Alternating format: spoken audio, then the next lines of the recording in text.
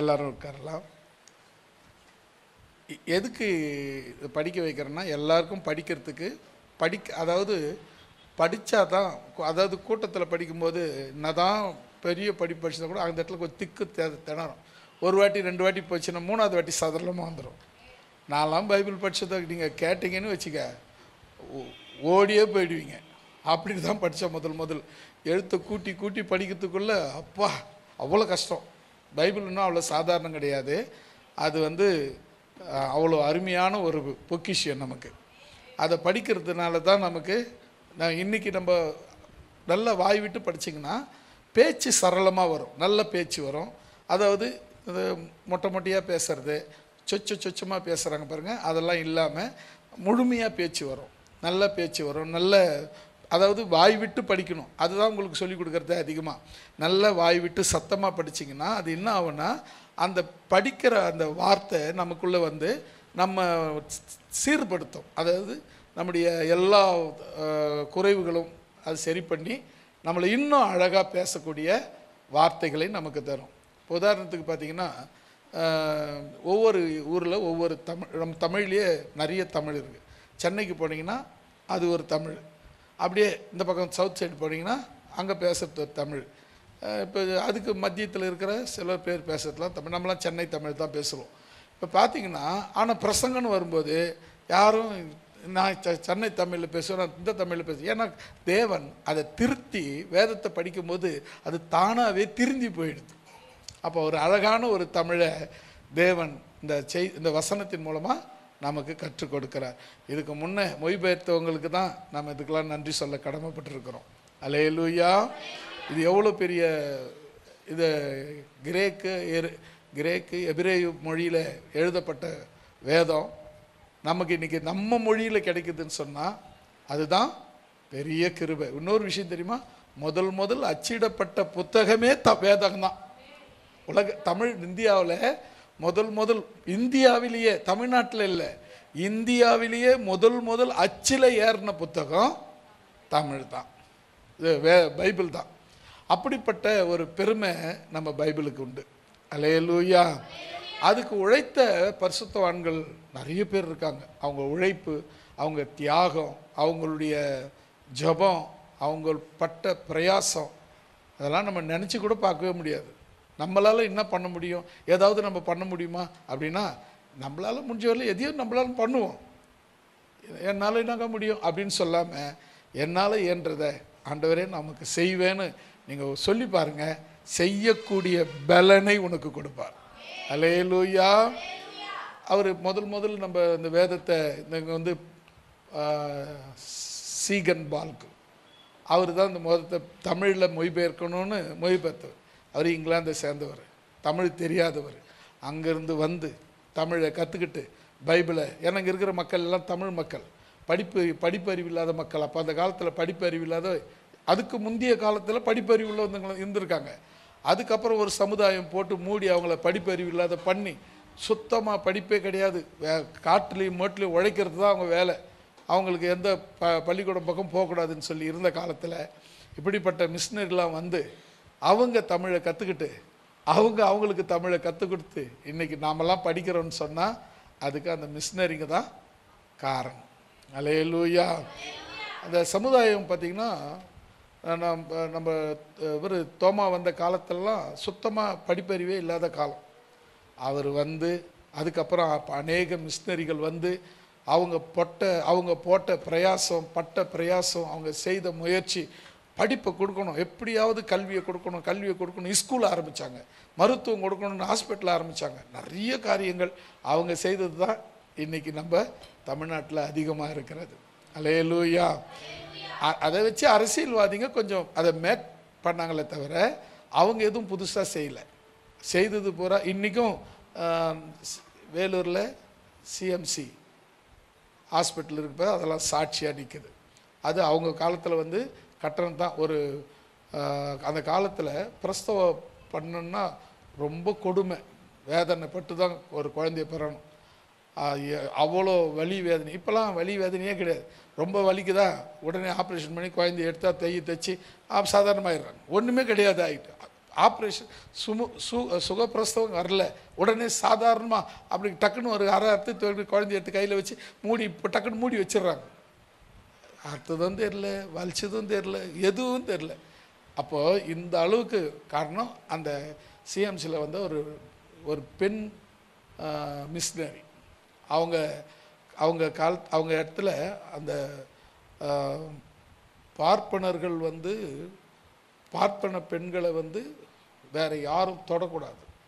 அந்த காலத்தில் இவங்க பிரசவ வேதனை படுறாங்க, கஷ்டப்படுறாங்க. அப்புறம் தான் இவங்க தான் போய் அவங்களுக்கு பிரசவம் பார்த்து அதுக்கப்புறம் தான் இந்த சிஎம்சி ஹாஸ்பிட்டல் உருவாக்குனது. ஆரம்பத்தில் சின்னதாக தான் உருவாச்சு, இப்போ பிரம்மாண்டமாக இந்தியாவில் அந்த கோடியில் ஜனாதிபதியே வந்து ட்ரீட்மெண்ட் எடுத்துக்கிற அளவுக்கு பெருசாக வளர்ந்துருக்கிறது.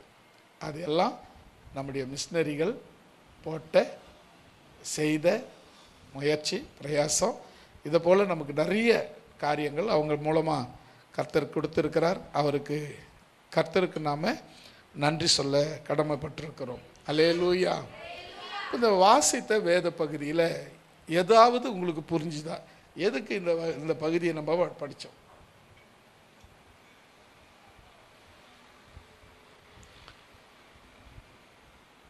படிக்கும்போது ஏதாவது ஒன்று தோணுச்சா?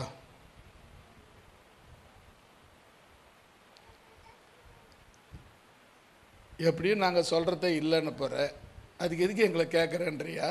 நான் எப்போ சொல்லியிருக்கிறேன் இல்லைன்னு? உங்கள் சொன்னதை ஒரு வேலை இல்லாததை கூட அது இருக்கிற மாதிரி மேட்ச் பண்ணி கொண்டு போயிருக்கிறேன்ல, அப்படி தான் செய்வேன். சரி, நம்ம இப்போது 13வது வசனத்தை வாசிங்களேன்.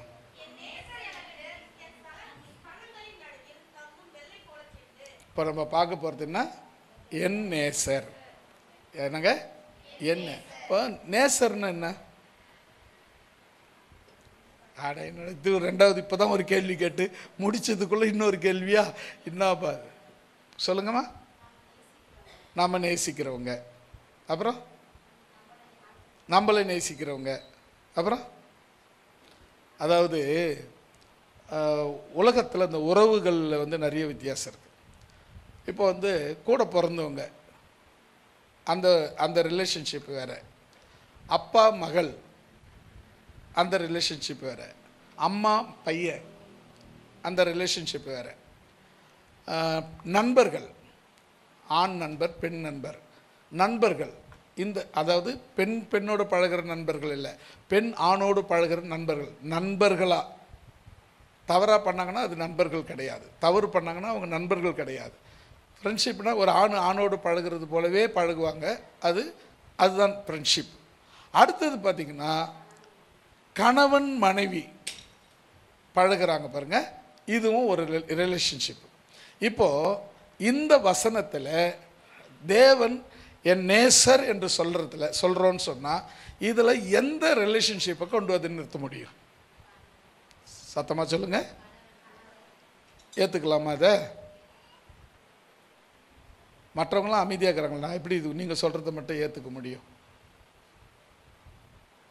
மறுபடியும் சொல்கிறேன், சகோதர அன்பு வேற. அவரை வந்து சகோதரன் என் நேசரே அப்படின்னு சொல்ல முடியாது. அப்பா மக அப்பாவை பார்த்து என் நேசரே சொல்ல முடியாது. ஃப்ரெண்டு டேய் ஆடா போடா மச்சி அப்படின்னு பேசலாமே தவிர என்ன பண்ண முடியாது? நேசரே அப்படின்னு சொல்ல முடியாது. அப்போ வேற யாரை பார்த்து நேசரே சொல்ல முடியும்னா மணவாளன் மணவாட்டி மணவாளனை பார்த்து நேசரே என்று சொல்ல முடியும். அப்போ எது யாருக்கு பொருந்தமானது? மணவாளனுக்கு பொருந்தமானது. என் நேசர் என்றால் மணவாளன். சொல்கிற ஆள் யாரு? மணவாட்டி. இப்போ நீங்கள் நல்லா கவனிங்க, மணவாளன் யாரு? நம்முடைய ஆண்டவராகி இயேசு கிறிஸ்து. மணவாட்டி யாரு? நாங்கள் தானா? நாங்கள் எல்லாரும் தானா? அதாவது ஒரு சபை, வேத வசனம் சொல்லுது சபை தான் மணவாட்டி. அது உங்களுக்கு சொல்கிறதுக்கு தான் அந்த கேள்வி கேட்டேன். அது வேற ஒன்றும் அர்த்தம் இல்லை. சபை தான் மணவாட்டி. அப்போ மணவாளன் யாரு? இயேசு கிறிஸ்து. சபை மணவாட்டி யாரு? சபை. சபையில் நீ யாரு? மறுபடியும் கேள்வியா? சபையில் நீ யார்? அங்கம். ஒருவேளை நீ இதுவாக இருக்கலாம், இல்லை இதுவாக இருக்கலாம், இதுவாக இருக்கலாம், இதுவாக இருக்கலாம், இதுவாக இருக்கலாம், இதுவாக இருக்கலாம், எதுவாக வேணாலும் இருக்கலாம். ஆனால் சரீரத்தில் நீ ஒரு அவயவம். ஒருவேளை கையாக இருக்கலாம், காலாக இருக்கலாம், நெகமாக இருக்கலாம், உடம்புல இருக்கிற முடியாக கூட இருக்கலாம். நீ எதுவாக வேணாலும் இருக்கணும், ஆனால் நீ சபையில் இருக்கணும். அதுதான் முக்கியம்.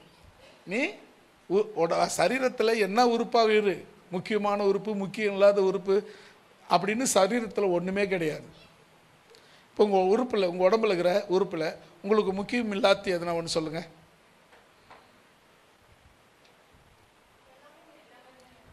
கொஞ்சம் நல்லா யோசிச்சு சொல்லுங்களேன். நல்லா கொஞ்சம் யோசிச்சு சொல்லுங்களேன். அத்தனை வாட்டி சொல்லிட்டு பேர் நம்ம மாற்றிக்க முடியுமா?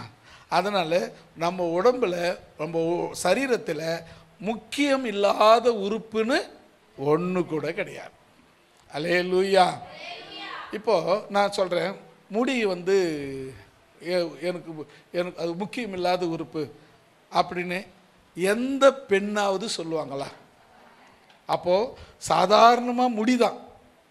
அது சாதாரணமாக ஒரு சின்ன சிக்கு வந்தால் கொட்டி போயிடும், ஒரு உடம்பு சரியில்லைன்னா கொட்டி போயிடும்.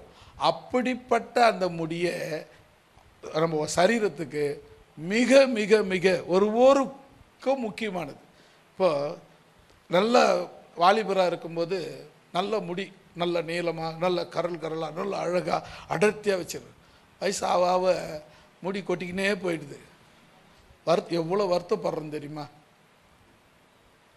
அப்போது ஒன்றும் உதவாத முடிக்கே தேவன் அவ்வளோ முக்கியத்துவம் கொடுத்துருக்கிறார். அப்போது நீ சபையாகிய சரீரத்தில் நீயும் ஒரு முக்கியமான உறுப்பே. அல்லேலூயா. இப்போ சபையார் மணவாட்டி. சபையார் மணவாட்டி. அந்த மணவாட்டிக்குள்ள உறுப்பு தான் நீங்கள். மணவாட்டியினுடைய அவயவங்கள் நீங்கள். அவயம் வேற, அவயவங்கள் வேற. அவயவங்கள் தான் நீங்கள். இப்போது மணவாளன் யார்? ஆண்டவராக கர்த்தராகிய இயேசு கிறிஸ்து தான் மணவாளன். இப்போது நீங்கள் பாருங்களேன், நம்ம ஒருத்தர் பார்க்கும்போது எப்படி விஷ் பண்ணுவோம்? நீங்கள் ஒருத்தர் பார்க்கும்போது எப்படி வாழ்த்து சொல்லுவீங்க, வணக்கம் சொல்லுவீங்க, சோத்திரம் சொல்லுவீங்க, அப்புறம் 2 கையை கொடுத்து சோத்திரம் சொல்லுவீங்க. அப்படி இல்லைன்னா ஒரு சிலர் இப்படி வச்சு சோத்திரம் சொல்லுவாங்க, சிலர் வந்து அது அப்படி சொல்லுவாங்க. ஆனால் வெளிநாடுகளில் பார்த்திங்கன்னா கை கொடுப்பாங்க. கை கொடுக்குற கலாச்சாரம் அவங்களது. அது இங்கே நம்மக்கிட்ட வந்துருச்சு. அது அங்கந்தி கலாச்சாரம் தான். அதோடு வந்து பார்த்திங்கன்னா மற்ற, அதாவது கணவன் மனைவி, அதாவது கணவன் மனைவி தவிர மற்ற எல்லாரும் என்ன பண்ணுவாங்கன்னா இந்த ஷோல்டர், வலது கை ஷோல்டர் முட்டி கன்னத்தில் கன்னம் வைப்பாங்க. அது வந்து அன்பை வெளிப்படுத்துகிறதுக்கான அடையாளம். ஆனால் வசனத்தின்படி பார்த்திங்கன்னா அந்த முதல் வசனம், தன் வாயின் முத்தத்தால் என்னை முத்தமிடுவார். எதை வசனம் அது? 2வது வசனம் படிங்களேன். அவர் யார்? கர்த்தராகி இயேசு கிறிஸ்து. யாருக்கு யார் சொல்கிறது? மணவாட்டி. மணவாட்டி சொல்கிறாங்க, அவர் தம் வாயின் முத்தங்களால் என்னை முத்துவார்.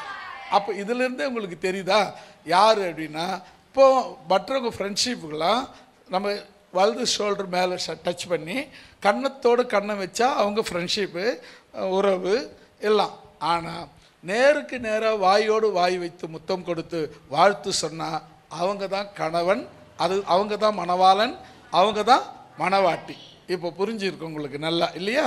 இப்போ புரிஞ்சிருக்கு. இப்போது இந்த நிறைய முறை நீங்கள் பார்த்தீங்கன்னா இந்த உன்னத பாட்டு புஸ்தகத்தை நீங்கள் எடுத்திங்கன்னாவே இந்த புஸ்தகம் முழுக்க முழுக்க என்ன எழுதியிருக்கோன்னா, சில பேர் இதை படிக்கவே மாட்டாங்க. ஏன் அப்படின்னா, இது காதலன் காதலிக்கு எழுதின மாதிரியே இருக்குது அப்படின்னு படிக்க மாட்டாங்க. ஆமாம், உண்மைதான். அது மணவாட்டியாகிய காதலி மணவாளனாகிய காதலனுக்கு எழுதின கடிதம் தான் இது. ஆனால் நீங்கள் புரிந்து கொள்ள வேண்டியது என்னென்னா, மணவாளனாகிய என் இயேசு, மணவாட்டியாகிய நான் சபை அவரை பார்த்து சொல்லுகிறதாக இந்த வார்த்தை. இந்த வார்த்தையில் இன்னைக்கு நம்ம பார்க்க போகிற வார்த்தை முழுக்க ஒரே வார்த்தை தான், என் நேசர். அவர் யாரு? மணவாளன். டக்குன்னு வந்துட்டீங்க, பரவாயில்ல, உஷாராக தான் இருக்கீங்க. எங்கட மாட்டிக்கோன்னு நினச்சேன். இப்படி கேட்கும்போது இப்படி தான் கர்த்தராகிய இயேசு கிறிஸ்துன்னு சொல்லுவீங்கன்னு நினச்சேன். டக்குன்னு ஏஸ்கப்பாகி மணவாளன்னு சொல்லிட்டீங்க. Very good. அதுதான் முக்கியம். நான் என் ஆண்டவர், என் நேசர், என் மணவாளன். அல்லேலூயா. அது பாட்டெலாம் நிறைய இருக்கு. மணவாளன் கர்த்தர் இயேசு வருகின்றாரே, மணவாட்டி சந்திக்க ஆயத்தம் தானா, மணவாளன் கர்த்தர் இயேசு மணவாட்டி சந்திக்க ஆயத்தம் தானா, என் பிரியமே நீ ரூபவதி எழுந்து வா உன் நேசரை சந்திக்கவே, என் பிரியமே நீ ரூபவதி எழுந்து வா உன் நேசரை சந்திக்கவே, மணவாளன் கர்த்தர் இயேசு வருகின்றாரே, மணவாட்டி சந்திக்க ஆயத்தம் தானா, மணவாளன் கர்த்தர் இயேசு வருகின்றாரே, மணவாட்டி சந்திக்க ஆயத்தம் தானா. அல்லேலூயா. இப்போ நம்முடைய மணவாளனை பற்றி பார்க்க போகிறோம். அவர் என் நேசர். அவர் என் நேசர். நேசர் நேசர் என் நேசர். அப்போ இந்த என் நேசர் என்ற வார்த்தையை மட்டும் நான் இன்னைக்கு எடுத்திருக்கிறேன். உன்னத பாட்டில் மட்டும்தான் இன்றைக்கி நம்ம பார்க்க போகிறோம். அதுவும் என் நேசர் என்ற வார்த்தையை மட்டும்தான் பார்க்க போகிறோம். அதில் இருக்கிற வசனங்களை மட்டும் நான் படிச்சுட்டு நான் நிறைய செய்தி எடுத்து வச்சுருக்கேன். ஆனால் இன்னும் தெரியல, இந்த வார்த்தை என்னை ரொம்ப இன்றைக்கி டச் பண்ணிக்கிட்டு நேற்றுலேருந்து இந்த வார்த்தையே மனசுலேயே போயிட்டு. அப்போ தான் சரி, இந்த வார்த்தை தான் ஆண்டவர் பேச சொல்கிறார் நினச்சிட்டு இதை எடுத்துருக்கிறேன். அநேகமாக கர்த்தர் உங்களுக்கு இது பிரயோஜனமுள்ளதாக தான் மாற்றுவார். போன வாரம் நான் செய்தி எடுக்கும்போது எடுக்கிற வரலும் ஒன்றும் தோணலை. எடுத்து முடித்த பிறகு நிறைய பேர் என்கிட்ட சொன்ன வார்த்தை, எனக்காகவே என்கிட்ட பேசின வார்த்தை இது அப்படின்னு சொன்னாங்க. ஆச்சரியமாக இருந்தது. தேவன் உங்களோடு கூட வார்த்தையின் மூலமாய் பேசி கொண்டிருக்கிறார். அல்லேலூயா. இப்போ நம்ம மறுபடியும் 13வது வசனத்தை நாம் வாசிக்கலாம். வெள்ளை போல செண்டு. செண்டுனா வாசனை பொருள். செண்டு தான் இது. செண்டுன்னு சொல்லப்பட்டிருக்கு. செண்டுனா அது தொங்குற அந்த கொத்து, ஒரு செண்டு, ஒரு பூ சொல்ற செண்டா பூத்து இருக்குது சொல்கிறோம்ல, அதை போல ஒரு செண்டு இது. அதாவது எப்படிப்பட்டதுன்னா, என் ஸ்தனங்கள் நடுவிலே, அதாவது என் மார்புக்கு நடுவிலே தொங்கிக் கொண்டிருக்கிற ஒரு வாசனை என் இயேசு கிறிஸ்து. அல்லேலூயா. என் மார்புக்கு நடுவிலே தொங்கிக் கொண்டிருக்கிற ஒரு செண்டு வாசனை பொருள், வாசனையான ஒருத்தர் தான் என் ஆண்டவராகிய இயேசு கிறிஸ்து. அது சொல்றாங்க, என் நேசர் எனக்கு என் ஸ்தனங்களின் நடுவிலே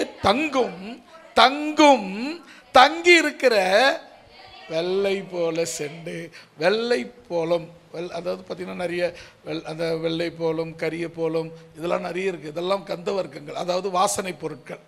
இந்த வாசனை பொருட்களை வச்சு தான் சென்ட்டுலாம் தயாரித்தாங்க. அது இங்கே பழைய ஏற்பாட்டில் பார்த்திங்கன்னா சில மூலக்கூறுகள்லாம் சொல்லி இதை ஆராதனைக்கு சபைக்கு தவிர வேறு எங்கேயும் அந்த மூலக்கூறுகளை பயன்படுத்தி சென்ட்டு தயாரிக்கக்கூடாதுன்னு பைபிள் சொல்லிடுச்சு. ஆனாலும் சில பேர் திட்டுத்தனமாக பண்ணுறவங்களாம் இருக்கிறாங்க. ஆனால் நமக்கு கிடைக்கிற அந்த சென்ட்டு இப்போ உருவானது இல்லை, அந்த காலத்திலேயே சாலமோன் காலத்திலேயே உருவாக்கப்பட்டது. அது என் மணவாளன், என் மணவாட்டியின் மார்பில் இருக்கிற வாசனையானவர். அல்லேலூயா. என் மணவாளன் எப்படிப்பட்டவர்னா, மணவாட்டியின் மார்பில் இருக்கிற வாசனை போல செண்டு போலவர். அல்லேலூயா. அப்போ நம்முடைய மணவாளன் எப்படி இருக்கு, எங்கே இருக்கிறாரு அப்படின்னா, எங்கேயும் தேவையில்லை, உன்னுடைய ஸ்தனங்கள் நடுவிலே இந்த மார்பிலே அவர் தங்கி இருக்கிறார். அல்லேலூயா. நம்ம அவர் இங்கே இருக்கிறத மறந்துட்டு எங்கெங்கேயோ தேடிட்டு இருக்கோம். எங்கே தேடுவேன், எப்படி தேடுவேன், என்ன பண்ணுவேன் அப்படின்னு ஒரு நிறைய காரியங்கள், நிறைய பேர், நிறைய விஷயங்கள். எங்கே தேடுறது, எங்கே போய் தேடுறது. கடவுள் இல்லாதவன் கடவுள்னு தேடுறாங்க. ஆனால் உண்மையான நேசர் உன் ஸ்தனங்களின் நடுவே தங்கியிருக்கிற வெள்ளை போல செண்டு. அல்லேலூயா. அடுத்ததாக நம்ம ரெண்டாவது பார்க்க போகிறது 14வது வசனம்.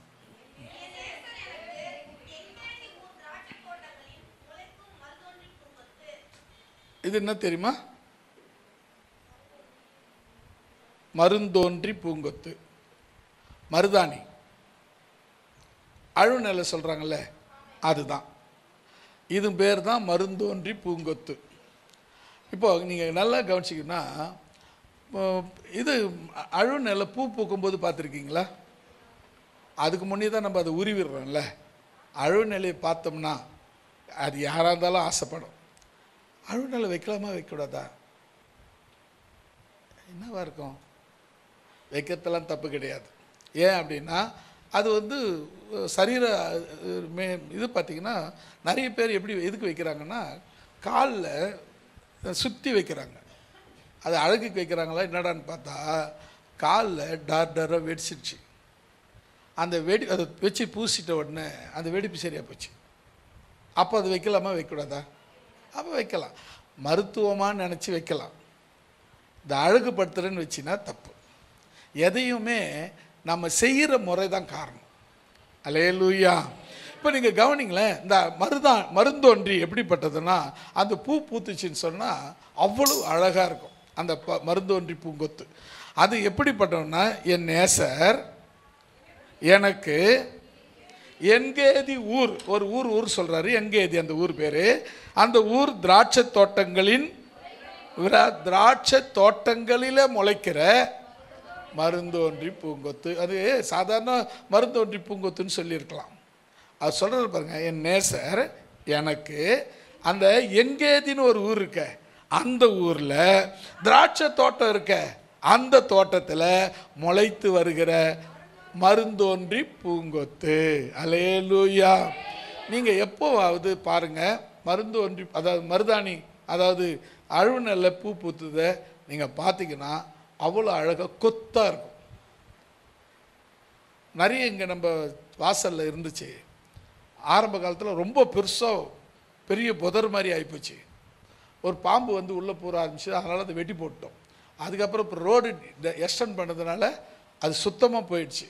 ஆனாலும் ஒரு செடி உள்ளே வச்சுருக்குறோம். அது இப்போ தான் வளர்ந்து வந்துக்கிட்டு இருக்கு. எதுக்கு இது சொல்ல வரேன்னா, அது என் நேசரை அடையாளப்படுத்துகிற ஒரு மருந்தோன்றி பூங்கொத்து. என் நேசர் எப்படிப்பட்டவர்? மருந்தோன்றி பூங்கொத்தை போன்றவர். மருதாணியினுடைய குணம் என்ன? மருதாணியின் குணம் என்ன? அது என்ன பாருங்க, வாசனை இல்லைங்க, பூ வாசனையாக இருக்கும். அந்த ஆமாம், பூவை பற்றி தான் நம்ம வருது அது வசனத்தில். இந்த மருதாணி இலையை எடுத்து பார்த்திங்களா, அது மருத்துவம். பூ வாசனை எல்லாமே பார்த்திங்கன்னா, தேவன் உனக்கு எல்லா விதத்திலும் எல்லா காரியங்களிலும் உனக்கு உபயோகமானவராய் இருக்கிறார். அல்லேலூயா. நீ தேவனை அதாவது நீ பயன்படுத்துகிற விதம் தான்.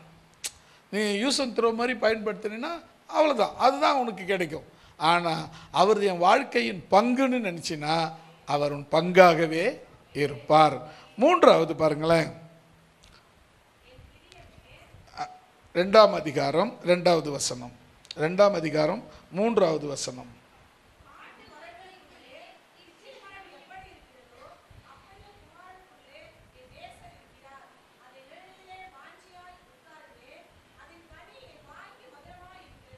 ஆமேன். அல்லேலூயா சொல்லலாமா? இப்போ 3வது, காட்டு மரங்களுக்குள்ள கிச்சிலி மரம் போல என் நேசர் இருக்கிறார். என் நேசர் எப்படிப்பட்டவர்? கிச்சிலி மரம் போன்றவர். கிச்சிலி மரத்தினுடைய தன்மை என்ன சொல்லுங்க பார்க்கலாம். கிச்சிலி மரம் அது வந்து பார்த்திங்கன்னா தூரத்தில் இருக்கும்போதே அந்த கிச்சிலி வாசனை ரொம்ப அழகாக இருக்கும். வாசனை ரொம்ப நல்லா ரொம்ப வாசனையாக இருக்கும் அந்த கிச்சிலி மரத்தினுடைய வாசனை. அது மட்டும் இல்லை, அந்த கிச்சிலி காய் இருக்குது பார்த்தீங்களா, அந்த வசனம் பாருங்களேன், மறுபடியும் படிங்களேன். காட்டு மரங்களுக்குள்ளே எப்படி இருக்கிறதோ அப்படியே குமாரருக்குள்ளே என் நேசர் இருக்கிறார். அதை பாருங்களேன், அதன் நிழல். அந்த கிச்சிலி மரத்தின் நிழல்ல எப்படி இருக்கும்? நான் வாஞ்சியா விருப்பப்பட்டு உட்கார்றேன் அப்படின்னு சொல்றாரு. அடுத்தது அதனுடைய கனி, பழம். கனி வந்து எப்படி இருக்குமா? வாய்க்கு மதுரமாய் இருக்கிறது. அல்லேலூயா. அது வந்து கவனிச்சு பாருங்களேன். அது நிழல், உட்கார்றதுக்கு வாஞ்சியா ஆசைப்பட்டு உட்காரக்கூடிய ஒரு இடம். அதனுடைய கனி மதுரமா, அதாவது தேனை போல இருக்கும். அது புளிப்பாக தானங்க இருக்கும். நீங்கள் காயை சாப்பிட்டா புளிப்பாக தான் இருக்கும். பழத்தை சாப்பிட்டு பாரு, இனிப்பாக தான் இருக்கும். நிறைய நாங்கள் ஆரம்ப காலங்களில் கிச்சிலி காய் வாங்கி ஊறுகாய் போகிறதுக்கு வாங்குவோம். அதில் வாங்குற ஒரு சில கட் பண்ணுறதுக்குள்ளவே ஒரு சில காயெல்லாம் பழுத்துரும். அந்த காயெல்லாம் உரித்து பழமாகவே சாப்பிட்ருக்கோம். அவ்வளவு டேஸ்ட்டாக இருக்கும், அவ்வளவு அருமையாக இருக்கும். அப்போ நீங்கள் நல்லா கவனிக்கணும்.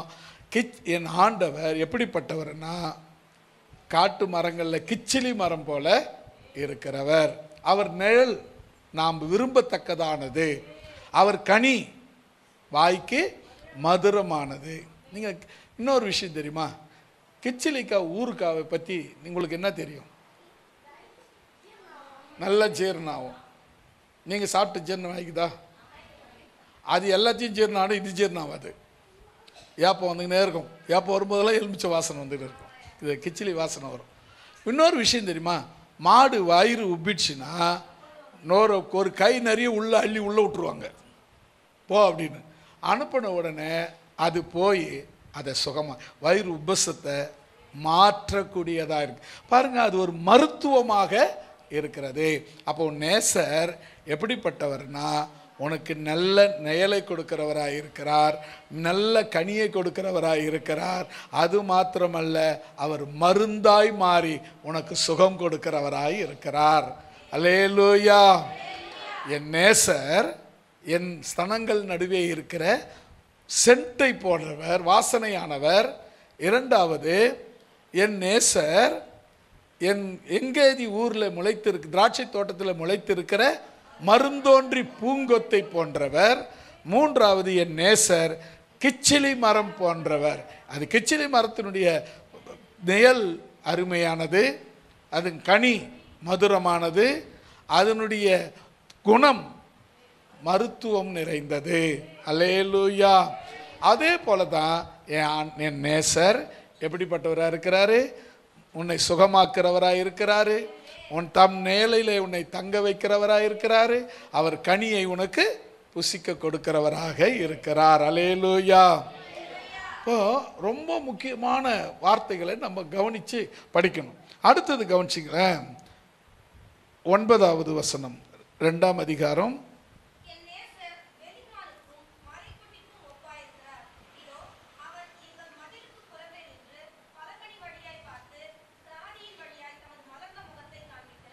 ஆமென். என் நேசர், நீங்கள் ஃபில் பண்ணுவீங்கன்னு பார்த்தேன். என் நேசர், ஆஹா, ஒரே வார்த்தையில் சொல்லணும். இவ்வளோ பரீட்சையெல்லாம் வைக்கக்கூடாது. லாஸ்ட் வார்த்தையை படிங்க. கிராதியின் வழியாய் தமது மலர்ந்த முகத்தை காண்பிக்கிறார். இப்போ ஒரு மனுஷனுக்கு ஐடென்டிட்டியே வந்து முகம்தான். அல்லேலூயா. நீங்கள் யாருன்றதுக்கு அடையாளம் உங்கள் முகம்தான். உங்கள் கையை வச்சு காலை வச்சு கண்டுபிடிக்க முடியுமா அப்படின்னா ரொம்ப ரேர். அதில் வந்து இது எடுத்து கண்டுபிடிக்கிறது, அதை எடுத்து கண்டுபிடிக்கிறது, அதெல்லாம் கிடையாது. சாதாரண முகம். நீங்கள் பார்த்தீங்கன்னா முகம் செதிச்சிச்சுன்னா அடையாளம் கண்டுபிடிக்க முடியாது. இப்போ நம்ம குஜராத்தில் நடந்த ஃப்ளைட்டில் ஆக்சிடெண்ட்டில் நிறைய பேர் டிஎன்ஏ டெஸ்ட் எடுத்து தான் கண்டுபிடிச்சாங்க இவங்க இன்னார் இவங்க இன்னாருன்னு. மற்றபடி அவங்க யாரையும் என்னன்னு கண்டுபிடிக்க முடியல. அப்போது என்ன காரணம் அப்படின்னா, நம்ம முகம்தான் நமக்கு அடையாளம். அப்போ பாருங்க, என் தேவன் எப்படிப்பட்டவராம்? அவர் எங்கள் மதில்களுக்கு எங்கள் மதிலுக்கு புறம்பே நின்று பலகனி வழியாய் பார்த்து கிராதியின் வழியாய் தமது மலர்ந்த முகத்தை காட்டுகிறார். அல்லேலூயா. அந்த அருமையானது பலகனி, கிராதி, இதெல்லாம் அந்த பார்த்தீங்கன்னா இதெல்லாம் நம்ம பார்த்தோமானாக்க பார்த்து டெய்லி பார்த்துக்கிறது தான். பலகனின்னா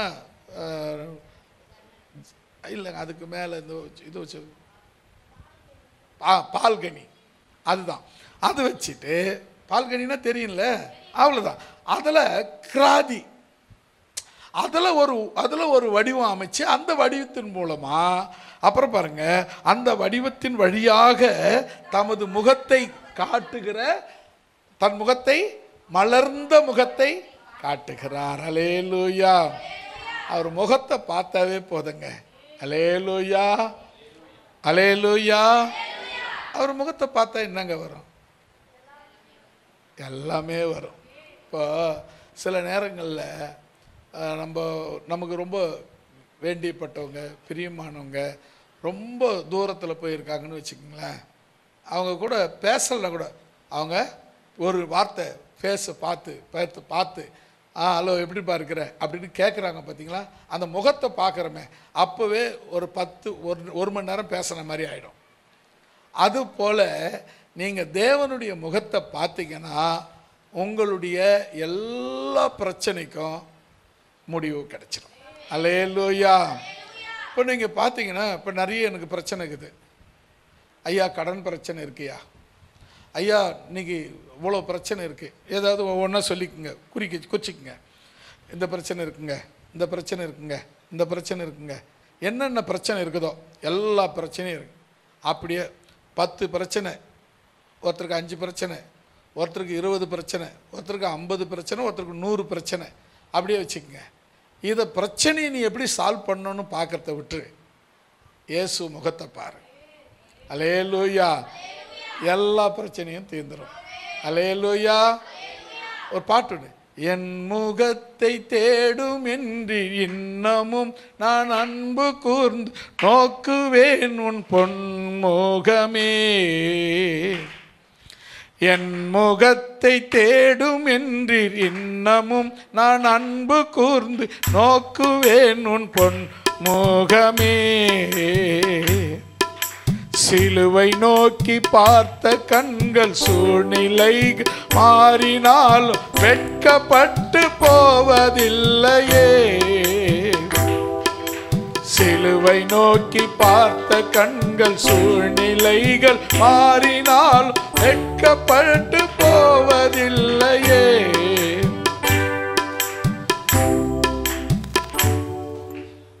பாடுவீங்கன்னு பார்த்தா பாட மாட்டீங்க. பாட்டு தெரியாதா? பழைய பாட்டு. சரி, பழைய பாட்டையும் கற்றுக்கணும். புது பாட்டையே பாடிட்டு இருக்காதீங்க. பழைய பாட்டுக்கெல்லாம் நீங்கள் இப்போ பாடுற பாட்டெல்லாம் பார்த்தீங்கன்னா, ஒருத்தர் சினிமா பாட்டு இருக்கும், அந்த அப்படியே ராகத்தை காப்பி அடிச்சு பாடிட்டுருவார். கேட்கறதுக்கு ரொம்ப இனிமையாக இருக்கும். இன்னும் அருமையான பாட்டுறா அப்படின்னு. பழைய பாட்டுக்கெல்லாம் பாருங்கள், இதை பார்த்து தான் மற்றவங்க காப்பி அடிச்சிருப்பாங்க. அவ்வளோ அருமையான பாடல் எல்லாமே இப்போ என்னையே கேட்டுக்குங்களேன், எனக்கு புலமையும் தெரியாது, ஒன்றும் தெரியாது. நானே 300 பாட்டுக்கிட்ட எழுதிட்டேன். புலமையே தெரியாது, கார்த்தையே தெரியாது, கவியும் தெரியாது, ராகமும் தெரியாது. எனக்கு ராகம், இந்த கீபோர்டு ஒன்றுமே தெரியாது. இந்த அன்றைக்கி உபவாச ஜபத்தில் சாம்சன் இல்லை, போன வாரத்துக்கு அது முன் வாரமோன்னு நினைக்கிறேன். வாசிக்கிறதுக்கு ஆளே இல்லை. நானும் சாருக்குட்டி தான் போய் வாசிக்கிறோம். நான் ஒரு அடி அடிக்கிறேன், அவன் 2 அடி அடிக்கிறான். பார்த்தா எங்களுக்கு வாசிக்க விட மாட்டான். சரி, அவனே கூட அடிக்கிற உடனே பார்த்தா போட்டு டொங்குன்னு அடிச்சுக்கிறான். அவ்வளோதான் எங்களுக்கு தெரியும். இசை எனக்கு அவ்வளவுதான் தெரியும். ஆனால் 300க்கும் மேற்பட்ட பாடல்களை எழுதியிருக்கிறேன். அல்லேலூயா. அதில் சில பாடல்களை நீங்களே கூட பாடுறீங்க. அப்போ கவனித்து பாருங்களேன், என்ன காரணம் அப்படின்னா, நம்முடைய பிரச்சனைகள் தீரணும் அப்படின்னா நீங்கள் எங்கே போனால் தீரணும் அப்படின்னு நினச்சிங்கன்னா எங்கேயும் போகாதீங்க, இயேசுவை பாருங்க. ஆண்டவரே முகத்தை பார்த்தா போதுன்னு சொல்லுங்க. அவர் முகத்தை பார்த்தாவே எல்லா பிரச்சனையும் தீர்ந்துடும். அல்லேலூயா. பிரச்சனையை தீர்க்கிறதுக்கு என்னங்க பண்ணுறது? பிரச்சனையை தீர்க்கணும் என்ன பண்ணலாம் அப்படின்னா, ஆண்டவரை முகத்தை பாருங்க. அவர் முகம் கிராதி வழியாக அவர் எப்படி காண்பிக்கிறார்? மலர்ந்த முகத்தை காட்டுறார். அந்த முகத்தை பார்த்தா ரோஜா பூ பூத்தது போல இருக்கும். அல்லேலூயா. அந்த முகத்தை நீங்க பார்க்கணும். அல்லேலூயா. இன்னொரு வசனம் 10வது வசனம்.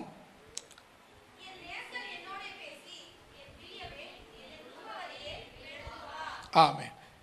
என் நேசர் என்னோடு பேசுகிறவராக இருக்கிறார். அல்லேலூயா. நேசர் அதாவது ஒரு மணவாளன், ஒரு மணவாட்டி அப்படின்னு வச்சுக்கிடுங்களேன். ஒரு மணவாளன் யாரா இருக்கலாம்?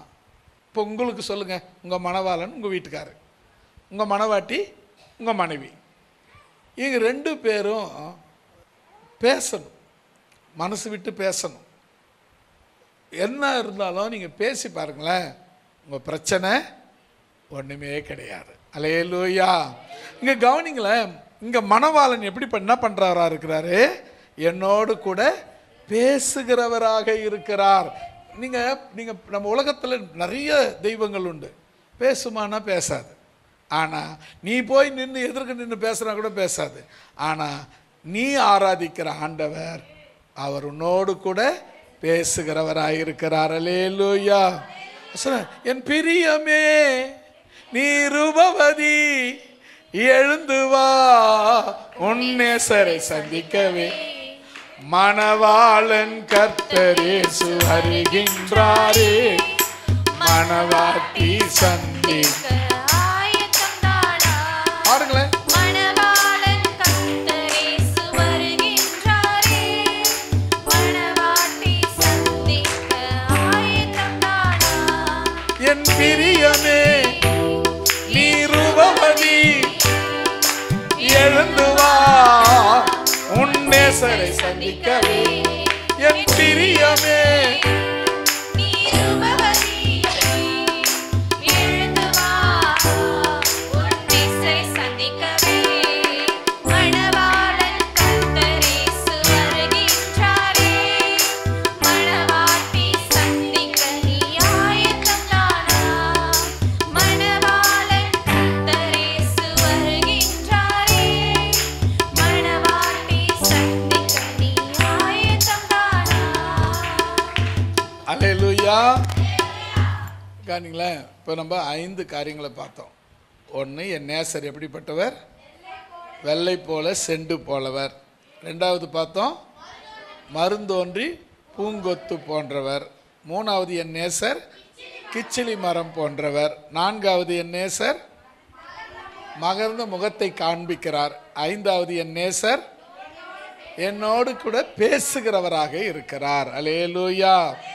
6வதாக 3ஆம் அதிகாரம் 2ஆம் அதிகாரம் 16வது வசனம்.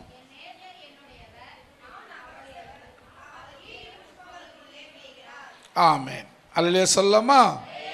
மறுபடியும் படிங்க. என் நேசர் எனக்கு மட்டும். அல்லேலூயா. என் நேசர் எனக்கு மட்டும், என்னுடையவர் மட்டும். என்னுடையவர், நான் அவருடையவர். அவர் லீலி புஷ்பங்களுக்குள்ளே மேய்கிறார். அல்லேலூயா. அல்லது லீலி புஷ்பம், லீலி புஷ்பம் ரொம்ப ரேர் பூக்கிறது. அது லீலி. அது எங்கே பூக்கும் பார்த்தீங்கன்னா, பள்ளத்தாக்கான இடங்கள்ல, ரொம்ப பள்ளத்தாக்கான இடங்களில் போய் பூக்கும். அது பூத்து அந்த பூக்கிற அந்த அந்த இடத்துல பார்த்தீங்கன்னா ரொம்ப ரொம்ப டவுனான கீழ்த்தளமான இடத்துல இருக்கும். ஆனால் அது வாசனை எப்படி இருக்கும் தெரியுமா? வானத்தை எட்டுற அளவுக்கு இருக்கும். அவ்வளவு அருமையாக இருக்கும். அப்போ அந்த லீலி புஷ்பங்களை நீங்கள் கவனிங்களேன். என் நேசர் என்னுடையவர், நான் அவருடையவள். அவர் லீலி புஷ்பங்களுக்குள்ளே மேய்கிறார். அல்லேலூயா.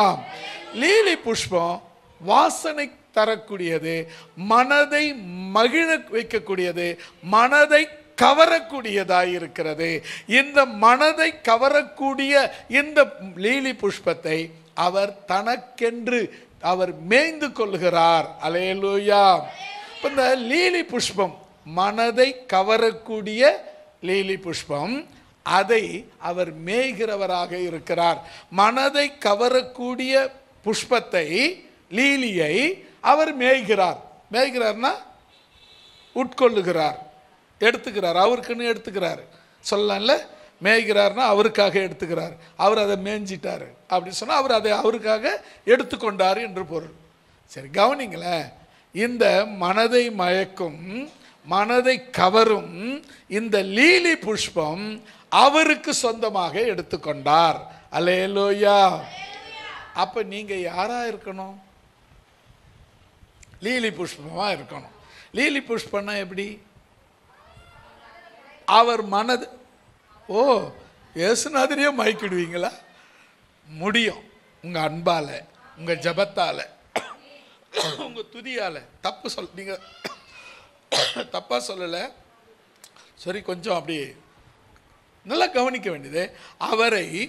அவர் நம்மை கவரக்கூடிய அளவுக்கு நாம் நம்மை அவரை மகிழ்விக்கக்கூடியவர்களாக நம்ம மாறணும். அவரை எப்படி மகிழ்விக்க முடியும்? அவரை எப்படி கவர முடியும்? துதி, ஜபம், பாடல், வேத தியானம், சுவிசேஷம், இத்தனையும் செய்றீங்களா? இத்தனையும் செய்தா நீங்க ஒன்றும் கவலைப்படாதீங்க. அவர் கூட உங்களை மேய்ந்து கொண்டு இருக்கிறார். உங்களை தனக்காக எடுத்துக்கொண்டு விட்டார். உங்களை அவருக்கு ஆகாரமாக உட்கொண்டுகிறார்.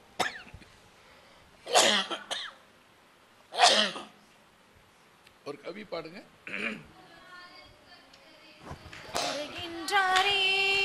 மணவாட்டி சந்திக்க நீ ஆயத்தம் தானா? மணவாளன் கர்த்தரேசு வருகின்றாரே. மணவாட்டி சந்திக்க நீ ஆயத்தம் தானா? என் பிரியமே நீ ரூபவதி, எழுந்து வா உன் நேசரை சந்திக்கவே. என் பிரியமே நீ ரூபவதி, எழுந்து வா உன் நேசரை சந்திக்கவே. மணவாளன் கர்த்தரேசு வருகின்றாரே. மணவாட்டி சந்திக்க நீ ஆயத்தம் தானா? மணவாளன் கர்த்தரேசு வருகின்றாரே. மணவாட்டி சந்திக்க நீ ஆயத்தம் தானா? அல்லேலூயா. இங்க கவனிக்க வேண்டிய விஷயம் என்னன்னு சொன்னா, அவரை கவரக்கூடிய மலராக, லீலியாக நீங்கள் மாறணும். அவரை கவரணும்னா நல்லா ஆராதிக்கணும், நல்லா ஜெபிக்கணும். எந்த அளவுக்கு? சோத்திரம் சோத்திரம் சோத்திரம் சோத்திரம். டேய், அங்க என்ன பண்ணிக்கிற? சோத்திரம் சோத்திரம் சோத்திரம். சும்மா உக்காரு. சோத்திரம் சோத்திரம் சோத்திரம் சோத்திரம். சரி, சோத்திரம் சோத்திரம் சோத்திரம். ஹலோ, சரி சரி, ஜெபம் பண்ணிக்கிறேன். அப்புறம் இது மகிழ்வாரா? அடி தான் விழும் உங்களுக்கு.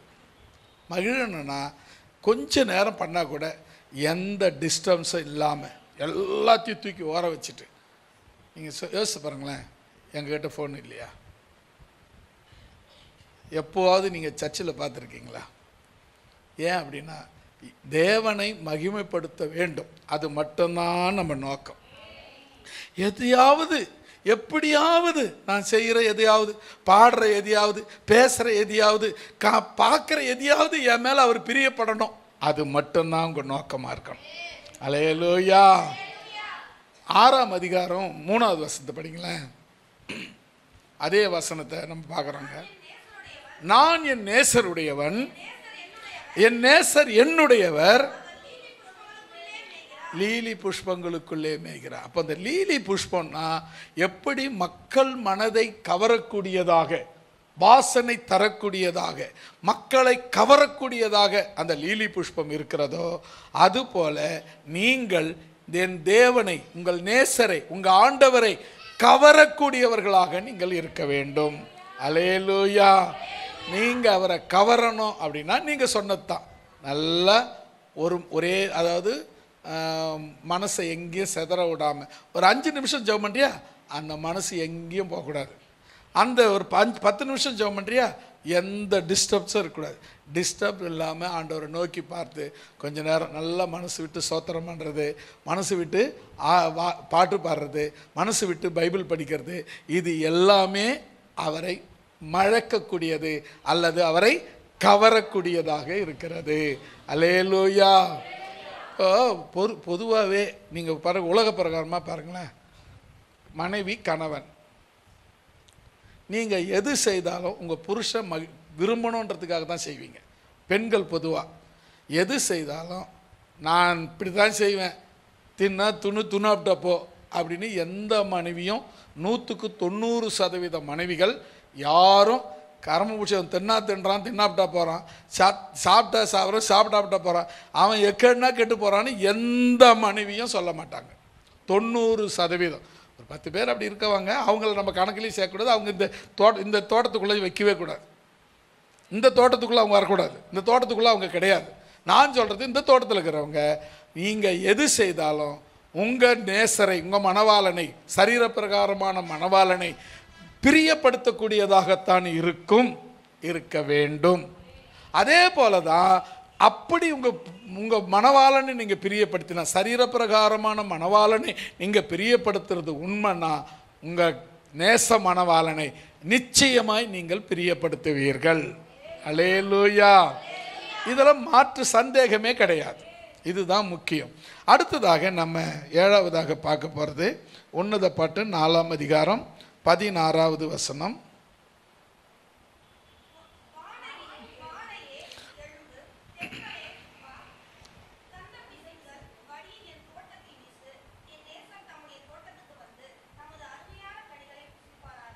ஆமேன். ஒரு சொல்லமா, மறுபடி படிங்க. வாடையே எழும்பு, தென்றலே வா, கந்த பிசினிகள் வடிய என் தோட்டத்தில் வீசு. அல்லேலூயா. நல்லா படிச்சு பாருங்க அந்த வார்த்தையை. அப்படியே சும்மா ஒரு அப்படியே சொன்னார், படி. வாடையே எழும்பு, தென்றலே வீசு, தென்றலே வா, கந்த பிசினி வடியும் என் தோட்டத்தில் வீசு, என் தோட்டத்தில் வந்து வீசு அப்படி சொல்லிட்டு அது சொல்றாருங்க. என் நேசர் தம்முடைய தோட்டத்துக்கு வந்து தமது அருமையான கனிகளை புசிப்பாராக.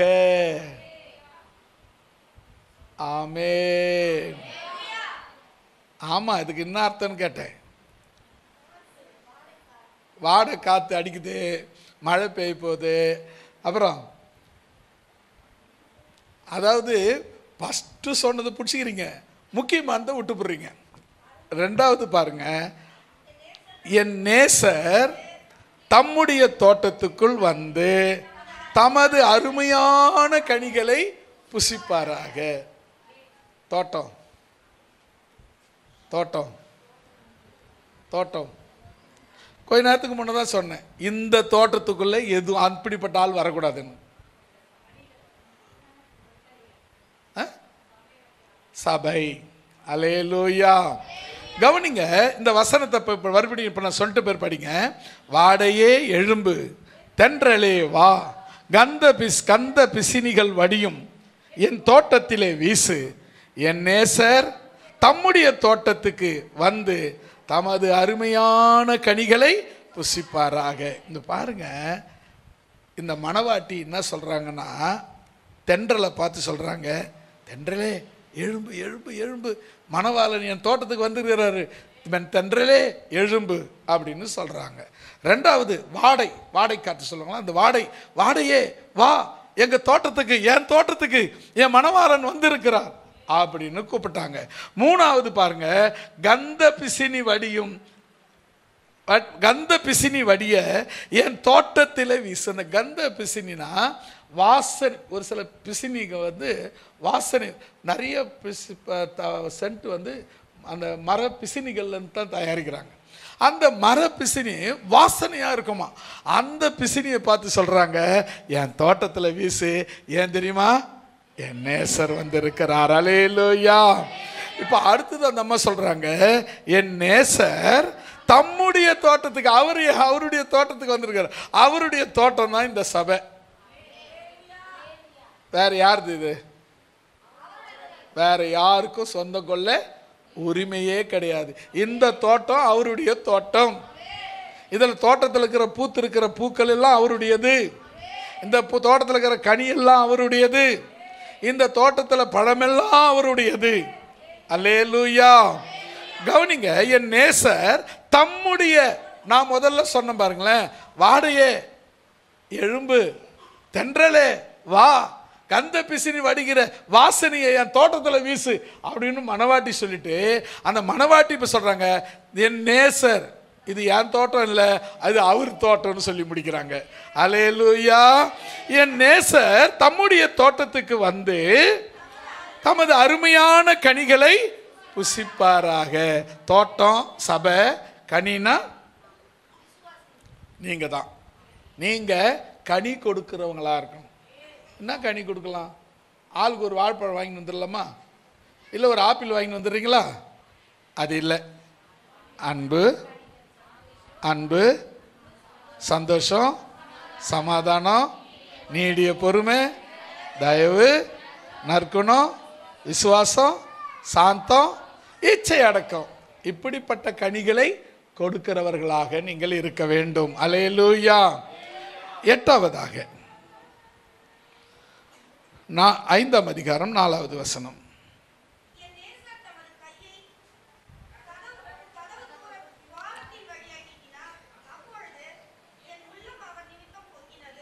ஆமேன். அல்லேலூயா சொல்லலாமா?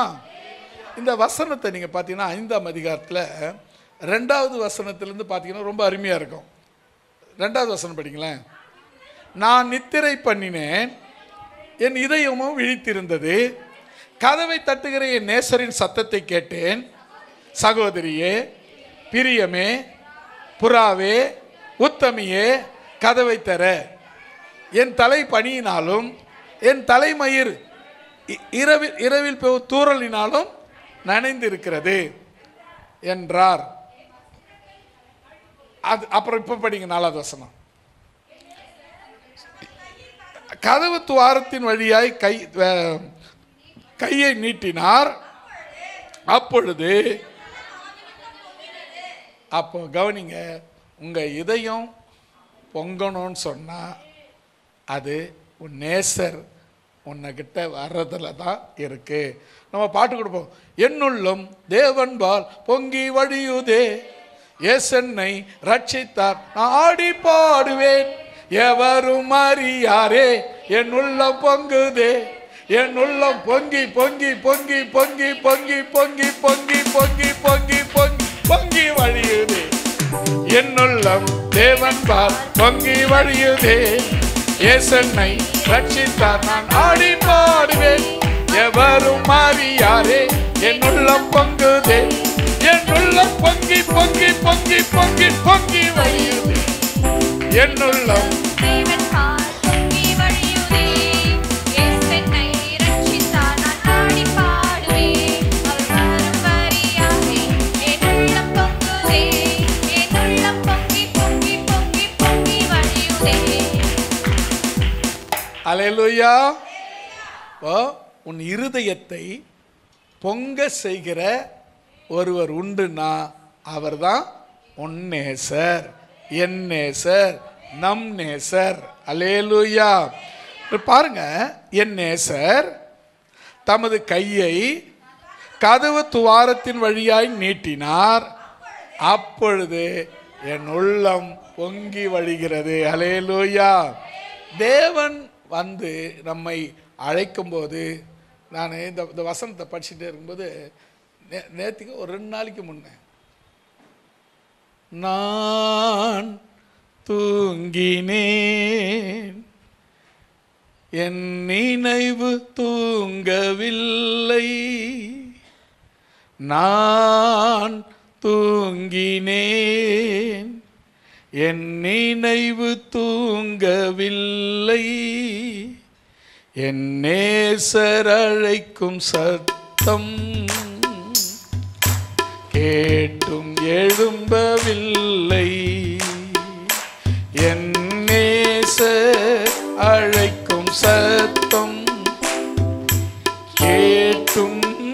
எழும்பவில்லை. நான் தூங்கும் நேரம் என் நினைவு தூங்கவில்லை. நான் தூங்கும் நேரம் என் நினைவு தூங்கவில்லை. நேசர் அழைக்கும் சத்தம் கேட்டும் எழும்பவில்லை. என் நேசர் அழைக்கும் சத்தம் கேட்டும் எழும்பவில்லை. நான் நீங்கி நேரம் என் நினைவு தூங்கவில்லை.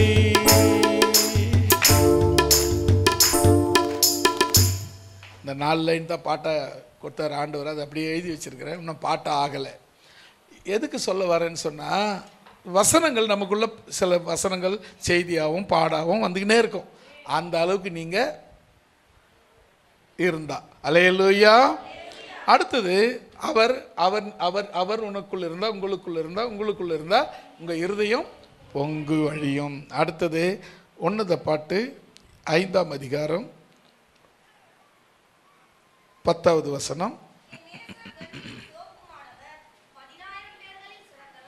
ஆமேன். ஒரு அல்லேலூயா சொல்லலாமா? என் நேசர் வெண்மையா இருப்பாரு, சிவப்பா இருப்பாரு. ஆனா அவர் எப்படிப்பட்டவர் தெரியுமா? 10,000னா எத்தனை ஆயிரம்?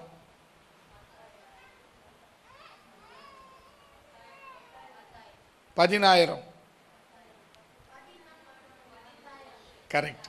எப்படின்னா கேட்டால் மாற்றி கீத்தி பேசுனா எப்படி ஏமாறுறீங்களான்னு பார்த்தேன். ரொம்ப அவசரம். 10னாவே 10 தான். அல்லேலூயா. இப்போ பார்த்தீங்கன்னா, இப்போ நம்ம பழைய ஆட்கள்லாம் மறக்கா எண்ணும்போது பார்த்தீங்கன்னா 1ன்னு சொல்ல மாட்டாங்க, ஒரு இன்னும் சொல்லுவாங்க. அதுக்கப்புறம் பார்த்தீங்கன்னா 2, 3 சொல்லினா வந்து 9ன்னு வந்த பிறகு 10ன்னு சொல்ல மாட்டாங்க, 10 அப்படின்னு போடுவாங்க. 10 10ன்னு சொல்கிறது வழக்கம் தான். அதை தான் இங்கே வசனம் சொல்லுது. 10,000 10,000 பேர்களில் என் நேசர் சிறந்தவர். அல்லேலூயா. எவ்வளோ பேர் இருக்கட்டுங்க, என் நேசருக்கு இணையாக யாரும் கிடையாதுங்க. எவ்வளோ பேர் உலகத்தில் அழகாக இருக்கட்டுங்க, என் நேசருக்கு இணையான அழகு இல்லைங்க. எவ்வளோ பேர் உலகத்தில் இருக்கட்டுங்க, என் நேசருக்கு இணையான நிகர், இணையான அழகு, இணையான அருமை இல்லை இல்லை இல்லை இல்லவே இல்லைங்க. என் நேசர் 10,000ங்களில் சிறந்தவர். அல்லேலூயா. அடுத்தது எத்தனாவது? 10வது. என் நேசர் 5ஆம் அதிகாரம் 16வது வசனம். அவர் வாய் மதுரமாய் இருக்கிறது, மிகவும் மதுரமாய். மிகத்தை ஒட்டியம்மா, அவர் வாய் மிகவும் வா மதுரனாவே ரொம்ப சுவை, தேனை காட்டிலும் சுவை. தேனினி மயிலும் திவ்ய மதுரமாமே. தேனை விட மதுரமானது அவருடைய வாய். என் இயேசு வாய் தேனை விட மதுரமானது. பாட்டு பாருங்க. தேனினி மயிலும் இயேசுவின் நாமம் திவ்ய மதுரமா. தேனை விட இனிமையானது, திவ்ய மதுரமானது இயேசுவின் வாய். அல்லேலூயா, அல்லேலூயா, அல்லேலூயா, அல்லேலூயா. என் இயேசுவின் வாய் தேனிலும் மதுரமானது. இங்க பாருங்க, மிகவும் மதுரமானது, மதுரமாய் இருக்கிறது. அவர் முற்றிலும் அழகு. எங்கேயும் அழகு குறைவே கிடையாது, முற்றிலும் அழகாய் இருக்கிறார். இவரே என் நேசர், என் எருசலேமின் குமாரத்திகளே, இவரே என் சிநேகிதர். அல்லேலூயா. நம்ம அவர் வாய் எப்படிப்பட்டது? ஆமாங்க, தேனை காட்டிலும், தேனை காட்டிலும். அதுக்கு ஒரே ஒரு பாட்டு தான் நமக்கு மதுரம்ங்கிற வார்த்தையை, அதாவது தேன் எப்படி இருக்கும், தேன் நம்ம அதிகமாக சாப்பிட்டதில்லை, அதெல்லாம் ரொம்ப கிடைக்காத பொருள். இப்போ மதுரம் அதை விட அதிகமாக டேஸ்ட்டாக இருக்கணும்னா பார்த்துக்குங்க எப்படி இருக்குன்னு. தேனினி மயிலும் இயேசுவின் நாமம் திவ்ய மதுரமாமே. அதை தேடிய நாடி ஓடிய வருவாய் தினமோ நீ மனமே. தேனினி மயிலும் இயேசுவின் நாமம் திவ்ய மதுரமாமே. அல்லேலூயா. தேனை காட்டில மதுரமாய் இருக்கிறது அவருடைய வாய். அல்லேலூயா. அதான் ஒரு பக்தமான ஒரு பக்த சொன்ன ஒரு வார்த்தை. அல்லேலூயா. ஏம்பா அந்த வாய் மதுரமான வாய், அந்த வாய் சுகம் கொடுக்கிற வாய், அந்த வாய் அற்புதம் செய்கிற வாய், அந்த வாய் மகிமை நிறைந்த வாய். ஹல்லேலூயா, ஹல்லேலூயா, ஹல்லேலூயா. அவர் வாய் மிகவும் மதுரமானது, மதுரமாக இருக்கிறது. அவர் முற்றிலும் அழகுள்ளவர். அல்லேலூயா. அவர் வாய் அதான் எல்லாத்தையும் வார்த்தையை சொல்லு ஆண்டவரே, ஒரே ஒரு வார்த்தை சொல்லு ஆண்டவரே, நீ கை சொன்னா போதும் ஆண்டவரே அப்படின்னு சொல்றாங்களே. வார்த்தைகளை பற்றி எவ்வளோ முக்கியம் கொடுக்குறாங்களே. ஏன் தெரியுமா? அந்த வார்த்தை அவர் வாயிலிருந்து தான் வரும். அல்லேலூயா. அந்த வாய் எப்படிப்பட்ட வாய் தெரியுமா? தேனை காட்டிலும் மிகவும் மதுரமாய் இருக்கிறது. அல்லேலூயா. அது மட்டுமல்ல, அவர் முற்றிலும் கொஞ்சம் கூட எல்லளவும் துளி கூட குறைவற்றவர், நிறைவான அழகுள்ளவர் என் ஆண்டவராகிய இயேசு கிறிஸ்து. அல்லேலூயா. 11வது 6ஆம் அதிகாரம் 2வது வசனம்.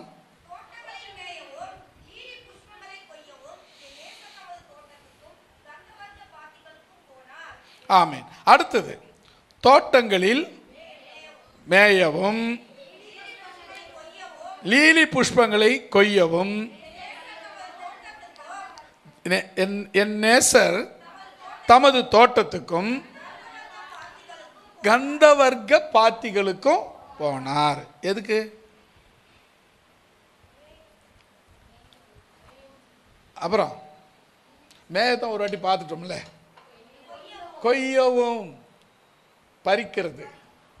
பறிக்கிறதுக்கு எதை பறிக்கிறதுக்கு? லீலி புஷ்பத்தை. லீலி புஷ்பம் யாரு? நீங்க தான், நாம தான். அப்போ தோட்டம் எது? அவருடைய தோட்டம். நமக்கு தோட்டம் வேற, நம்ம தோட்டம் வேற. அவருடைய தோட்டம், அவருடைய தோட்டம் சபை. அதுதான் நம்ம நிறைய நேரத்தில் பார்த்தீங்கன்னா சபைக்கு நான் யார்கிட்ட பேசினாலும் பார்த்தீங்கன்னா சபைக்கு ஒழுங்காக போங்க, சபை விட்டுறாதீங்க, சபையில் போய் சும்மாவாவது உக்காந்துட்டு வாங்க. நான் பேசும்போது பார்த்தீங்கன்னா உங்களுக்கு ரொம்ப கஷ்டப்படுறேன்னு சொன்னாங்கன்னா, உங்களால் ஜெபம் பண்ண தெரியல, பாட முடியல, எதுவும் தெரியலன்னா பரவாயில்ல, சர்ச்சில் போய் உக்காந்துட்டு இயேசுவே என்ன பாருன்னு சொல்லிட்டு வாங்க, அவர் உங்களை பார்ப்பாருன்னு சொல்லுவேன். அல்லேலூயா. இந்த சபையை பார்த்தீங்கன்னா ஆராதனையை நீங்கள் மிஸ் பண்ணிங்கன்னா டோட்டலாக எல்லாத்தையும் மிஸ் பண்ணுறீங்கன்னு அர்த்தம். அவர் தோட்டத்துக்கு வராரு. அவர் பாருங்க, அவர் தமது தோட்டத்துக்கு வந்து கந்தவர்க்க பாத்திகளை பார்க்குறாரு. அங்கே அவருடைய தேவையான மலர்களை அவர் பறித்து கொள்கிறார். அவர் மடியில் வைத்து அவர் அதை மகிமைப்படுத்துகிறார். அல்லேலூயா. இப்போ ஆட்டுக்குட்டியை தேடி காணாத போன ஒரு ஆட்டுக்குட்டி இருக்க, அதை தேடி என்ன பண்ணாருங்க? தோல்ல சுமந்தார். அதுதாங்க அவர். நீங்கள் அதுதாங்க அவர். அல்லேலூயா. அடுத்ததாக 12வதாக கடைசியாக வாசிங்க, 7ஆம் அதிகாரம் 9வது வசனம். தொடை இல்லை, தொண்டை. உன் தொண்டை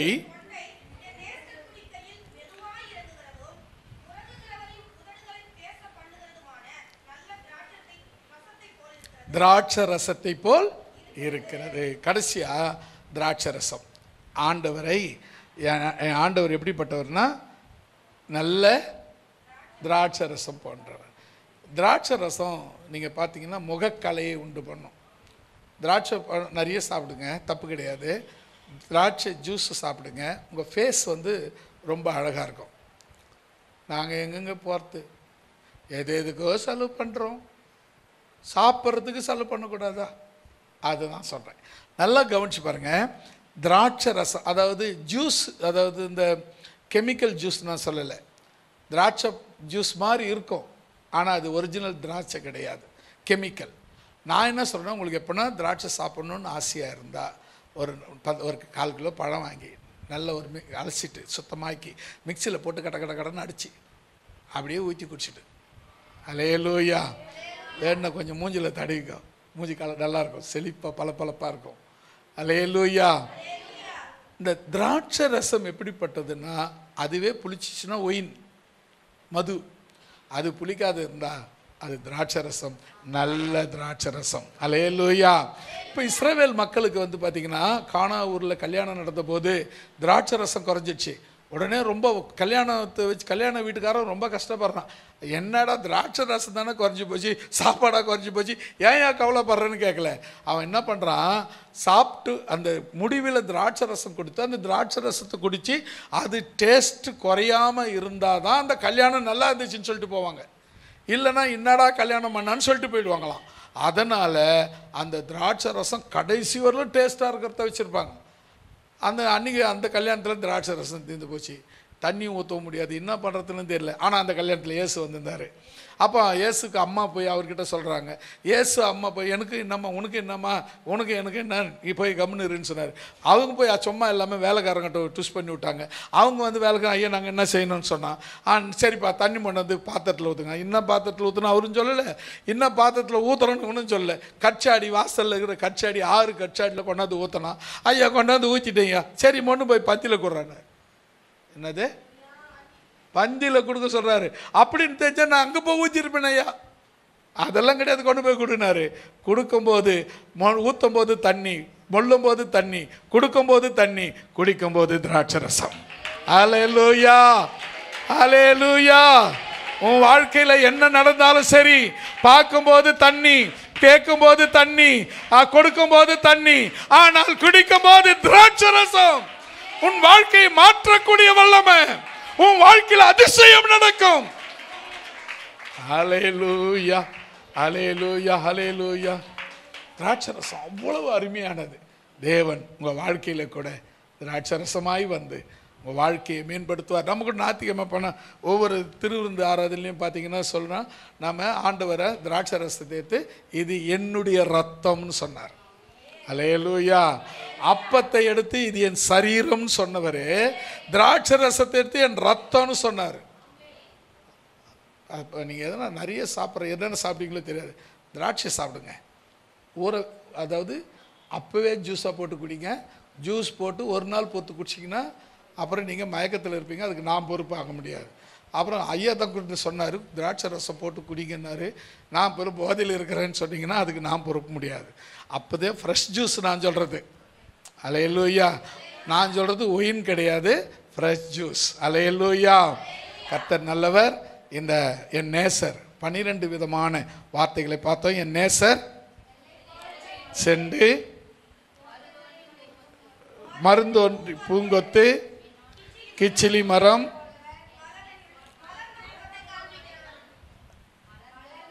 மலர்ந்த முகத்தை காண்பிக்கிறவர், என்னோடு பேசுகிறவர், லீசி புஷ்பங்களுக்குள்ளே மேய்கிறவர். அவள் தான் முடிஞ்சிஷா. தமது அருமையான கனிகளை புசிக்கிறவராய் இருக்கிறார். என் நேசர் நிமித்தம் என் உள்ளம் பொங்குகிறது. என் நேசர் 10,000 பேரிலும் சிறந்தவர். என் நேசர் முற்றிலும் அழகுள்ளவர். அவர் வாய் தேனிலும் மதுரமானது. 11 என் நேசர் தமது தோட்டத்துக்குள் கந்த வர்க்க பாத்திக்குள்ளே போனார். அதாவது சபைக்கு வந்து அவருடைய மக்களை பார்க்கிறார் என்று வேதம் சொல்கிறது. 12வது திராட்சை ரசம், நல்ல திராட்சை ரசமாய் 12 காரியங்களை நம்ம பார்த்தோம், 12 வசனங்களை பார்த்தோம். உங்களுக்கு அது பிரயோஜனமாக இருக்கும்னு நான் நினைக்கிறேன். ஏன்னா நானாக வேறு செய்தி எடுத்தேன். நீங்கள் இன்னொன்று சொல்லுமா, இப்போ ஆல்ரெடி என்கிட்ட இப்படியே தொடர்ந்து பேச சொன்னீங்கன்னா 80 செய்தி, 87 செய்தி இருக்குது. அப்படியே கண்டினியூவாக பேசுவேன். 87 செய்தி ரெடியாக இருக்குது, ரெடிமேட்டில் இருக்குது. எடுத்து வச்சு நானே எடுத்தது. எங்கன்னா ரெடிமேட் எங்கன்னா இந்த அடிச்சிருப்பார், நானே கர்த்தர் எங்களோட பேசுகிறது தான். அதை அப்படியே ஒரு வசனம் நான் பேசின போது இன்னொரு வசனம் மனசில் வந்துன்னா அதை டக்குன்னு குறித்து வச்சுக்குவேன். அந்த வசனத்துக்கான அதுக்கு அடுத்த வசனத்தை பற்றி கேட்பேன். இந்த நேற்று சொன்னேன்ல, முந்தானத்து நினைக்கிறேன், ஜபம் பண்ணிவிட்டு உள்ளவே கொஞ்ச நேரம் ஜபம் முடிச்சுட்டு கொஞ்ச நேரம் உள்ளவே சோத்திரம் பண்ணி நடப்பேன். நடக்கும்போது இந்த வார்த்தை தான் வந்து, நான் தூங்கும் நேரம் என் நினைவு தூங்கவில்லை. அந்த பாட்டு ராகம் வந்துச்சு, கவியும் அந்த கவியும் வந்து இந்த வார்த்தை தான் வந்துச்சு. ஆனால் ஒரு நேரம் வரும், ஒரு காலம் வரும், அந்த பாட்டாக உங்களுக்கு கொடுக்க தேவன் உதவி செய்வார். யாராவது ஒருவர் ஜெபிக்கலாம்.